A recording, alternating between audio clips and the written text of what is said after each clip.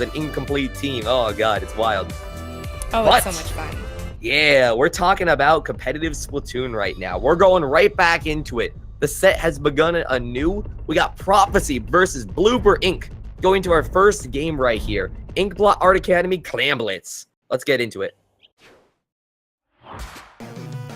Ooh, is that an all swim speed Slosher Deco? And our first junior of the game. Hoping to see that suboptimal meta. Ooh, let's see if we can have it. Definitely something that's really exciting to see. I absolutely love Slosher Deco for Clam Blitz.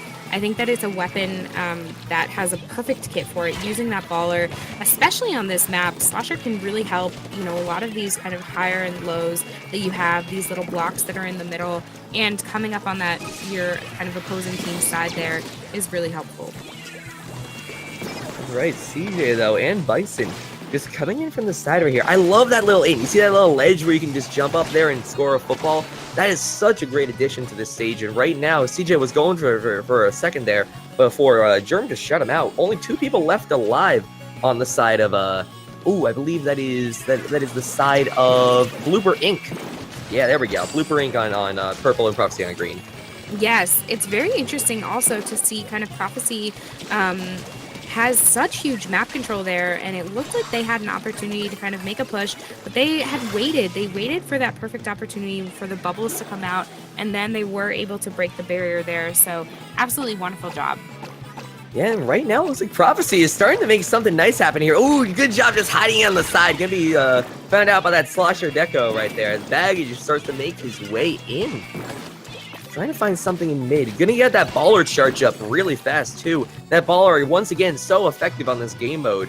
As Germ struggles for survivability against a few other people. Germ looking to try and find a pick up top. Manages to get the pick on Baggage. Has a full football. Getting chased by that bucket, but unable to really get anything going. Has to retreat. Yeah, that's where sometimes it might be a good idea for you to retreat, you know, if you have that football. The other kind of way to play it is to use the football throwing and kind of throw it off so that it goes in the distance so that the other team kind of loses where you're at. But it looks like perfect opportunity for them to come in and get another power clam into the basket and a second one. So they've brought the point down to 38, which is a really beautiful lead. But it looks like Blooper Inc. Is still like they're getting the clams together. Although they are having a lot of points scored on them, and I thought I saw another power clam coming in there. They do have 20 clams. They do definitely have enough for a return push right here. They have shut down pretty much everyone that was threatening their goal. Luggage has some luggage right now in terms of that power clam. They just need to find their opening. They need to find their goal because they definitely have the arsenal to punish it. Yeah, what's really nice about this map for Clam Blitz is it's a very small map. The distance from kind of barrier to barrier is very short. So even though a lot of people, myself included, love the super jump, play here, another way to do it is just to be able to pick up this pity clam that they have right now and kind of make a running push as soon as they have map control. So it looks like, that's really what they need to be working towards. But every so often, the moment they have what looks like could be the beginning of a viable push, Prophecy just comes in and really shuts it down. Yeah, and they're trying to find their. They have an inkjet and a ink armor in their disposal. Now, actually, without that inkjet, good job from the baller right here, just chasing our players around. And good job running away from it. See, that's the thing with the baller. The baller is effective. But if you can run away from it, usually you can make your grand escape. And right now, Baggage getting a couple kills. Looking like they're going to start something for Blooper Inc. right here as a full wipe comes out with a power clam in their control. Very nice. Absolutely wonderful job on the side of Blooper Inc. there. They get one in. They go for that second one. Very nice. So getting a nice 60 points on the board. There are still clams there, too. Very great. What a great pick right there. And it's a double 2-down situation. Sorry for exclaiming that, but my god, I did not expect the double kill to come out. I didn't either. Absolutely beautiful. I saw the jump coming in too. Couldn't really tell if they had a power clam or not. So, that was a great play for them there.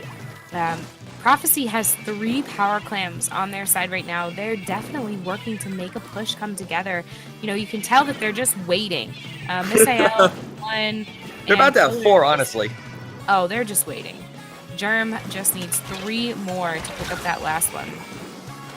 What what a threat that you present to the enemy team when you have that much of a wall coming in. And all they can do is just jump in and throw. They're dying as they enter. But that doesn't prevent them from taking the game. That looked like one of those like coordinated swimming events, you know, like when the swimmers all dive in a perfect row with a perfect rhythm. That's what I just watched out here today. A beautiful athletic event.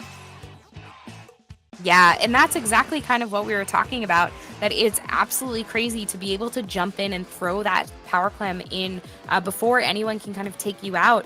That's the difference between playing online and playing in a LAN. Those plays are a lot harder to make when you're playing on a local area network. So great job to Prophecy there for kind of taking that, that first game in the set. Yeah, but honestly, Blooper was doing some good stuff right there.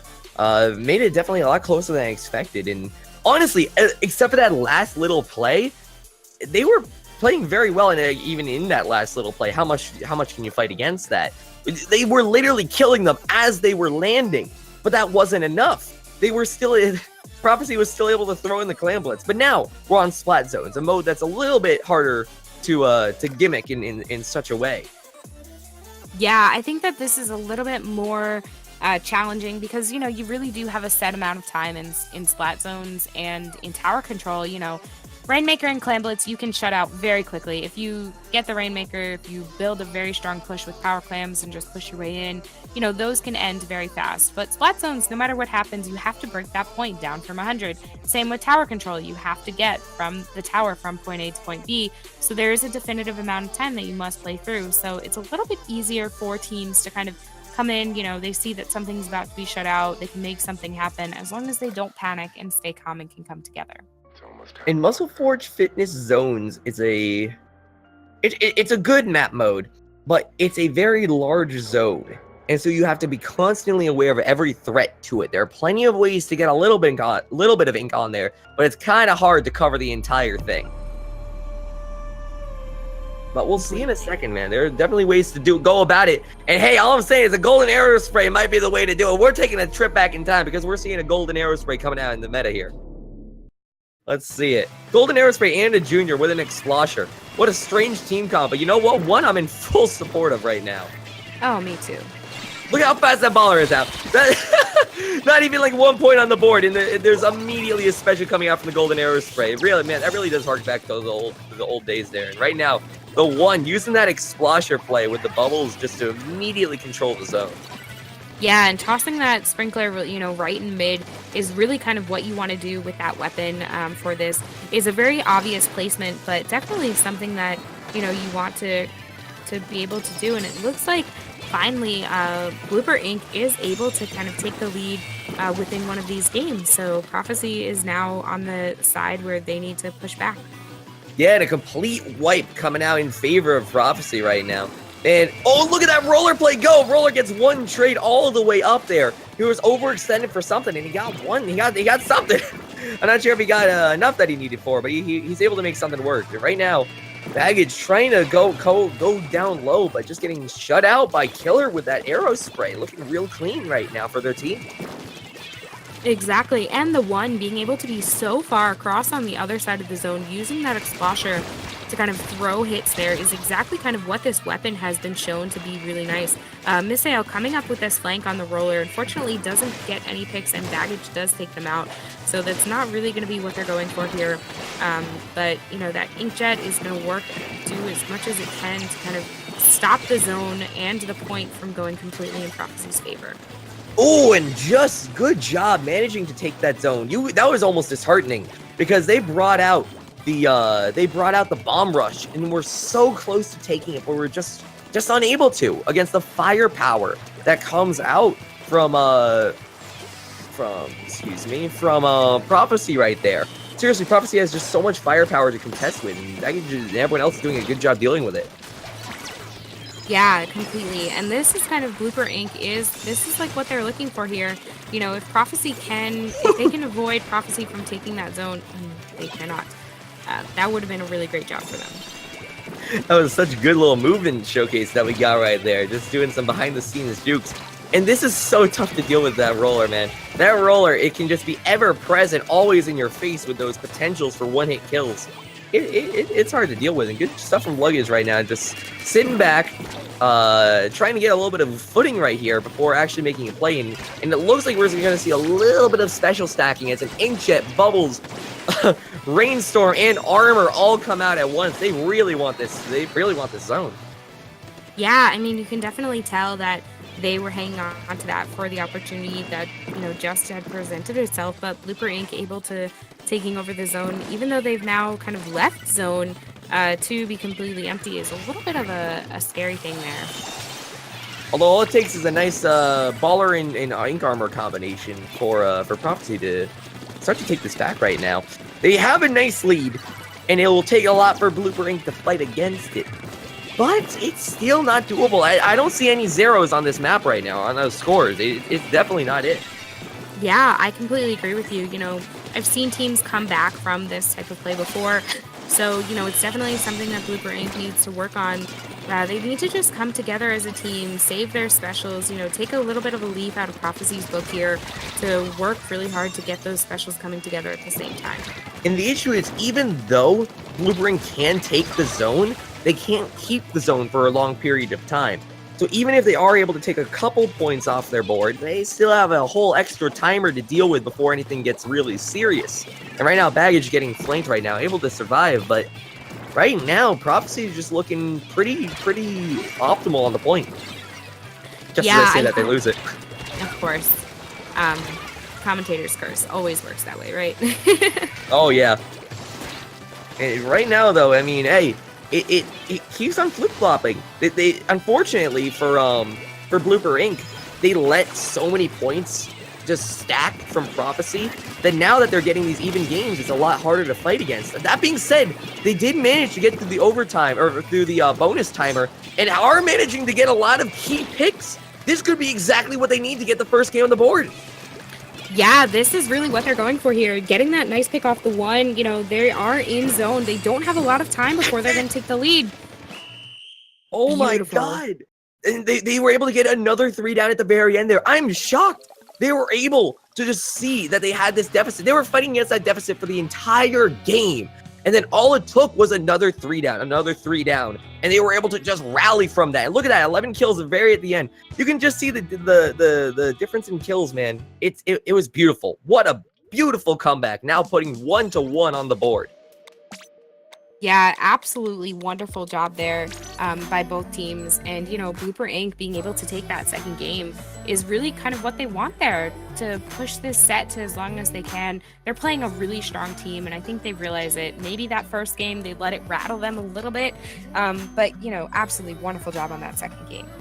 And Prophecy had a lot of painting power, but that's where it fell short. While the Junior is okay at killing, I mean, I personally main the Junior, so it's strange.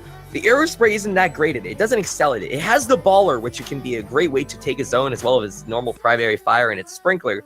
But against the firepower that Blooper Inc. was packing, it didn't do much.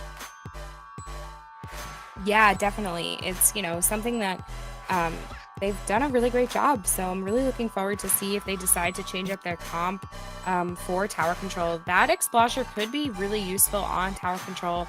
We know that blasters do a great job. That fall off damage is so strong on there. So I'm wondering if they're going to stick with that or decide to kind of change things up a little bit. Yeah, and it looks like we're pretty much almost all ready for it. Tower control Wahoo World. I believe we saw this earlier in the day, if I'm not mistaken. But if we didn't, it is a map mode that I am a little bit more familiar with compared to something like Clan Blitz. But tower control, you have a lot to ride. In the very end of this map, there's this one little passageway that you somehow have to find your way in on. And I think both teams have the tools for the job to be able to handle it. Yeah, I completely agree with you. I think this is a really nice comp coming out from both sides. The Brella from the one is something that I'm really interested to see play on tower control, because I would definitely think that it would be a viable weapon for a couple of the other modes, but I'm super excited to kind of watch it here. Yeah, it looks like we already have a 2 down in favor of Blooper Inc. right now, as Blooper Inc. starts to put a little bit of points on the board, hoping to try and take a lead for the first time this set, or rather a lead in the score for the first time this set. Yeah, so far, this is kind of what they're going for here. They're at that first checkpoint and unable to kind of get through it maybe as quickly as they have wanted to, but they do continue to move forward. So having a nice, in the 70s is a great opportunity for a lead so far.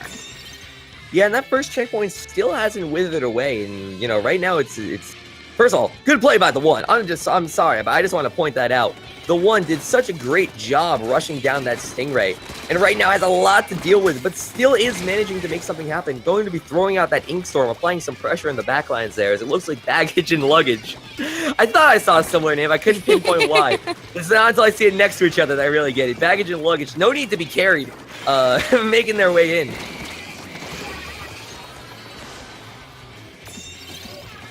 Yeah, absolutely wonderful job there. So far going really good. Great job taking the lead there. This is something I just recently learned, that the more team members you have on the tower, the faster it moves. So, that's like a really great idea there, even though it's a little bit of a risky opportunity. Knowing that the other team has 2 members down or 3 members down, just kind of stacking the tower with as many of your team members as possible to push it forward is a really great play there. It looks like Prophecy is going to whittle away those points. They have a Stingray on the point, which is going to be kind of tough to contest right now. It looks like Blooper Inc. has maintained a little bit of control, but not for too long. The checkpoint has stopped in a very optimal location, but the Ink Armor plus the Brella plus all that pressure is just a little bit too much for Blooper Inc. to fight against. And look at that map coverage, too. That thing is entirely green. That is absolutely very, very impressive there. Even on kind of the right sides where the tower doesn't really go, you can tell that they were working to build towards their special, make sure that they had an opportunity to get as far as they could on this map and really be able to move throughout. And look at that KA also on the side of Prophecy. Really something to contend with, not even half on the side of Blooper Inc. So you can definitely tell that getting those splats is very important within this game to kind of keep moving forward. And it looks like we're going to be headed into Rainmaker Camp Triggerfish. Oof, this is, okay. Whenever I see Camp Triggerfish, I'm always scared it's going to be Splat Zones. Because personally, I know some people are a fan of it, but personally, I'm not a big fan of that Splat Zone map.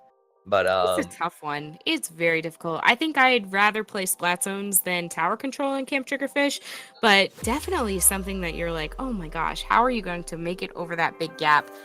Rainmaker is also a little bit frustrating on this map because you have so many areas where you're going over uninkable zones, You have to climb those grates at the very end there, and man, that's really tough. Hey, I'm just saying, that's the optimal time for Chargers or Splatlings to really get some great picks. Like, if we are going to see a ballpoint pen or a Hydra come out, it's on this map right here.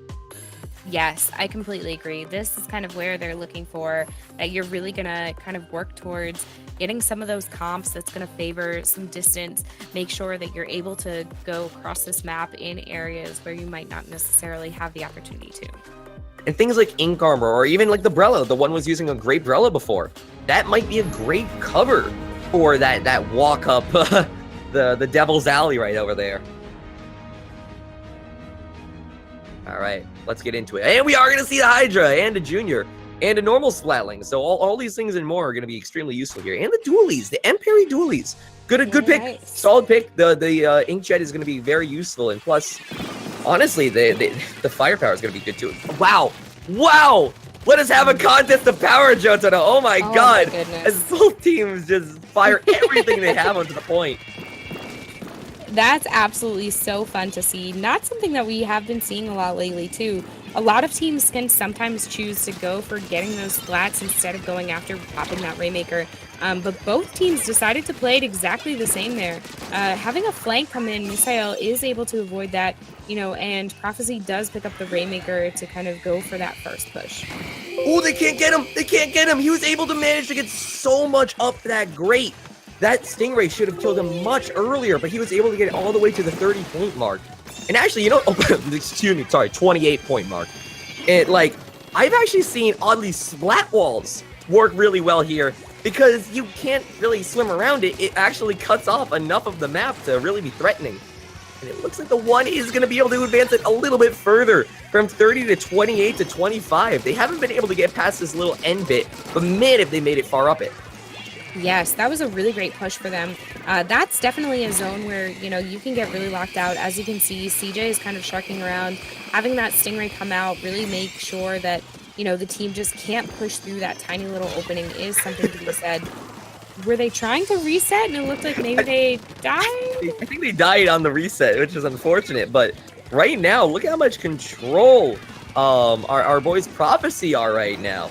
They haven't really let up this push. It was pretty close, but I don't know. They're still keeping it good. Look at this Hydra, an aggressive Hydra right now. Able to get a trade right there, allowing Killer to advance a little bit further, and Luggage is not even watching. Yeah, absolutely wonderful job there. Killer using that Rainmaker kind of coming in, perfect dunk. Just really that Hydra missiles, Hydra sorry. Trade there was something that's going to obviously help them a whole lot. Yeah, and that was a nice, solid push at the very end there, recognizing that they had a lot of threats coming at them all at once. And just sliding along in on the back right there. That was just great footwork from our teams here. But that is going to be it. That is going to be Prophecy 3-1 over Blooper. And both teams played very, very well. Like, honestly, that was a very strong setting. Even though it was a 3-1, the score doesn't speak to the quality of the games. Yeah, absolutely. I mean, the gameplay was so awesome and everybody did such a fantastic job. So it's been so much fun today to watch these first 4 rounds. And I can't wait to watch from chat for the rest of the day. That's right. And that will be it, I believe, for us as commentators. It's been an absolute pleasure being able to commentate with all you guys. My name is Philbo. You can find me over at YouTube stuff. I do a bunch of Splatoon and Nintendo variety content. Yes, it's been so much fun. Thank you so much, Failboat, for having such a great time with me today. My name is Melissa, Acid Sunshine. You can find me on Twitch, commentating for lots of different online things. I love this game, and I hope to see you all very soon. That's right. Now, I hope you guys all enjoy the rest of InkStorm Summer Cup, brought to you by Endgame TV. And there's a lot more games to go for now. We got the rest of today and the rest of tomorrow. Man, it's going to be a good one, is all I'm saying. Stick around, everybody. It's going to be fantastic. Thank you so much, Endgame TV. Hang on tight, everybody. Shiny Hunter, Zach, and Spectre are coming at you for another great set and round 5. Thank you all so much. See you soon.